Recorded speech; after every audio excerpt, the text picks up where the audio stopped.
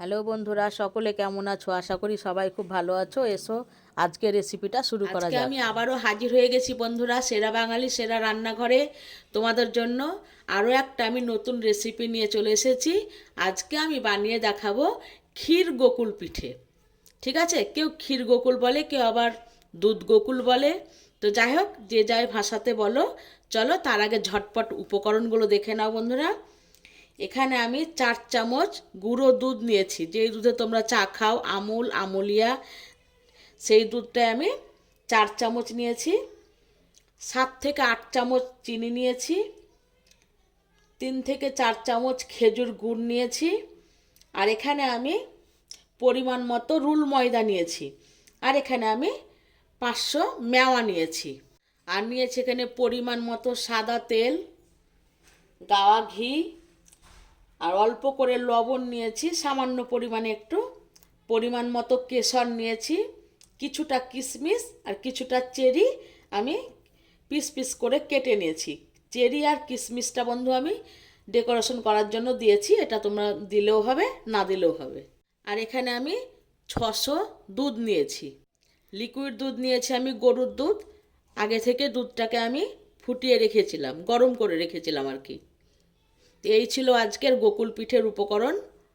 তো চলো ঝটপট শুরু করে দিই, তোমরা ভিডিওটা দেখতে থাকো। এখানে আমি মেওয়া নিয়েছি, মেওয়ার মধ্যে আমি চিনিটা দিয়ে দিচ্ছি। তোমরা মিষ্টিটা বুঝে দেবে, যে যেমন মিষ্টি খাবে, ঠিক আছে। আমি দেখো এই 1 চামচ মতন রেখে সবটাই দিয়ে দিলাম। এবার এটাকে আমি ভালো করে হাত দিয়ে মেখে নেব। দেখো চিনি দিয়ে আমি মেওয়াটাকে মেখে নিলাম। একটা বড় বাটি নিয়েছি, এই বাটির মধ্যে আমি রুল ময়দাটা ঢেলে দিচ্ছি। সবটাই দিয়ে দিলাম। অল্প করে একটু লবণ দিয়ে দিচ্ছি। দিয়ে ভালো করে শুকনো অবস্থাতে উপকরণ দুটোকে আমি মিশিয়ে নেব, লবণ আর রুল ময়দাটা। এবার অল্প অল্প করে জল দেব, আর ব্যাটারটা আমি তৈরি করে নেবো। একবারে দেব না, ঠিক আছে, অল্প অল্প করে দিচ্ছি। দিয়ে হ্যান্ড বিটারের সাহায্যে আমি ভালো করে ব্যাটারটাকে তৈরি করে নেব। ব্যাটারটা এমনভাবে তৈরি করতে হবে যাতে খুব পাতলাও না হয়, খুব একদম ঘনও যেন না হয়। যেমন তোমরা বেগনি ভাজো না, যেভাবে বেসনটা ব্যাটার তৈরি করো, ঠিক ওই রকম ঘনত্বটা হবে। ব্যাটারটা খুব ভালো করে বন্ধুরা গুলতে হবে, ঠিক আছে, যেন গোটা না থাকে। ব্যাটারটা আমার রেডি হয়ে গেছে। এ দেখো এরকম ঘন করবে। তোমাদেরকে আমি চামচাই করে তুলে দেখিয়ে দিচ্ছি বন্ধুরা। এ দেখো, বুঝতে পারছো? এ দেখো এরকম ঘন করবে। এর থেকে বেশি পাতলাও যেন না হয়, আর এর থেকে বেশি ঘনও যেন না হয়। এই মেওয়াটা আমি চিনি দিয়ে মেখে রেখেছিলাম, এটাকে এবার আমি যে যেমন সাইজ করবে, হ্যাঁ দেখো আমি এতটা মতন নিয়েছি। এরকম করে হাত দিয়ে একটু চেপে চেপে এই দু হাতের তালুতে এরকম করে একটু চ্যাপটা চ্যাপটা করে নেব, ঠিক আছে। যেভাবে প্যাড়া তৈরি হয় না, প্যাড়া সন্দেশ, দেখো ঠিক প্যাড়ার মতনই আমি করে নিলাম। এরকম করে এরকম করে সবগুলো তৈরি করে নেব। আরও একটা আমি তোমাদেরকে বানিয়ে দেখিয়ে দিচ্ছি। এ দেখো, হাত দিয়ে এরকম করে প্রথমে চেপে চেপে নেবে, ঠিক আছে। তারপরে দু হাতের তালুতে এরকম করে চ্যাপটা করে নেবে। ঠিক প্যাড়া যেভাবে তৈরি হয় প্যাড়ার মতনই করে নেবে।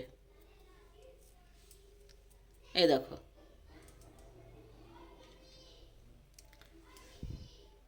এই দেখো সবগুলো আমি প্যাড়ার মতন করে তৈরি করে নিলাম। এই দেখো দুধটা আমি গরম করতে বসিয়ে দিয়েছি। দেখো হালকা গরম হয়ে গেছে। এবার আমি গুঁড়ো দুধটা দিয়ে দিচ্ছি। এই লিকুইড দুধের মধ্যে দিয়ে দিলাম। যে ছেচকিটা দিয়ে একটু এরকম করে গুলে নেব। দেখো পাউডার দুধটা কি সুন্দর গুলে গেছে, একটু আর গোটা নাই। এবার এই দুধের মধ্যে আমি অল্প করে একটু কেশর দিয়ে দিচ্ছি বন্ধুরা।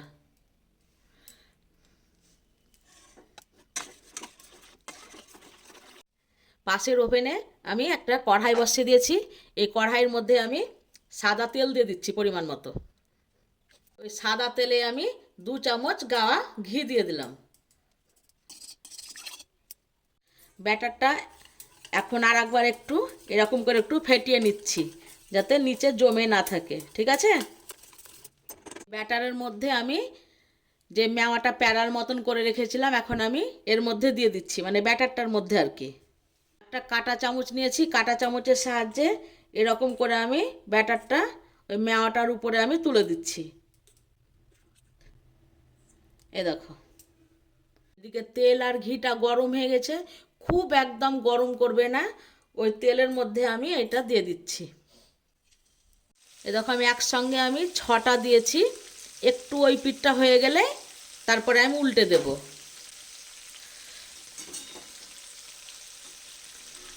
দেখো এমনি করে একটা একটা করে আমি উল্টে দিচ্ছি। এ দেখো আমি সবগুলোই উল্টে দিয়েছি। হ্যাঁ, এবার আমি দেখো 2 পিঠ ভাজা হয়ে গেছে, দেখো সামান্য একটু রং ধরে গেছে, আর বেশি ভাজবো না। এবার আমি একটা একটা করে উঠিয়ে নিচ্ছি, অন্য পাত্রে তুলে নিলাম। এরকম করে সবগুলো ভেজে নেব। সবগুলো আমার ভাজা হয়ে গেল। আমি 1 চামচ দুধের মধ্যে চিনি দিয়ে দিচ্ছি। দেখো দুধটা অনেকটা ঘন হয়ে এসেছে, দুধটা একটু ঘন করেই দিবে, ঠিক আছে, একটু ক্ষীরের মতন করে দিবে, তাহলে খেতে ভালো লাগবে। এবার দুধের মধ্যে আমি যেগুলো ভেজে রেখেছি একটা একটা করে দিয়ে দিচ্ছি। এ দেখো সবগুলো আমি দুধের মধ্যে দিয়ে দিয়েছি। এবার একটু গ্যাসটাকে একদম বাড়িয়ে দিয়ে একটু 2 থেকে 3 মিনিট মতন ফুটিয়ে নেব।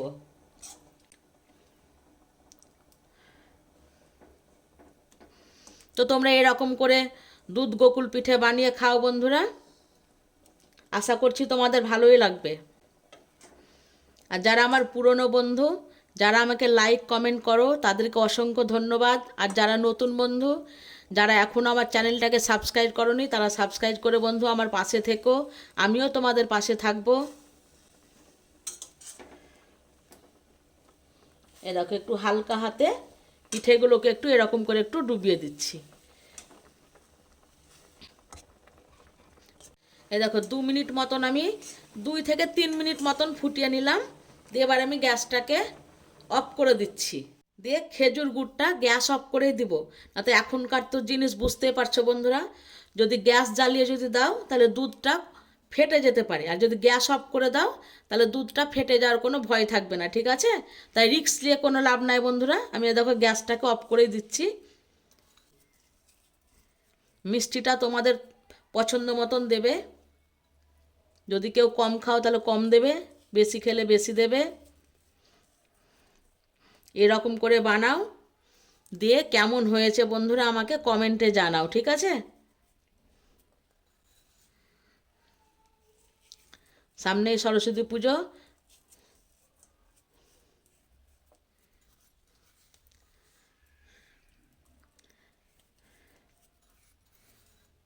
সব গুড়গুলোই আমি দিয়ে দিলাম।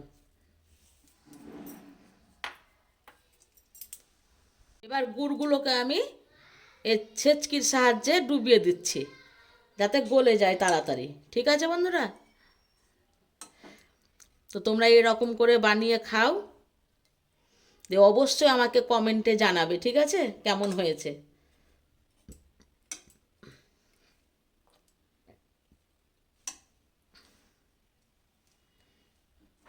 একবার খুব আলতো হাতে এরকম করে একটু ছেঁচকিটা দিয়ে একটু নাড়ছি, যাতে গুড়গুলো গলে যায়। পিঠেগুলোকে আমি থালাতে তুলে নিয়েছি। এবার যে কিশমিশ আর চেরি ফলটা রেখেছিলাম, এবার এটা দিয়ে একটু ডেকোরেশন করে নেব বন্ধুরা। দেখো একটা একটা করে আগে প্রথমে কিশমিশগুলোকে দিয়ে দিচ্ছি। দেখো কিশমিশগুলোকে একটা একটা করে দিয়ে দিলাম। এবার চেরিগুলোকে দিয়ে দিচ্ছি একটা একটা করে।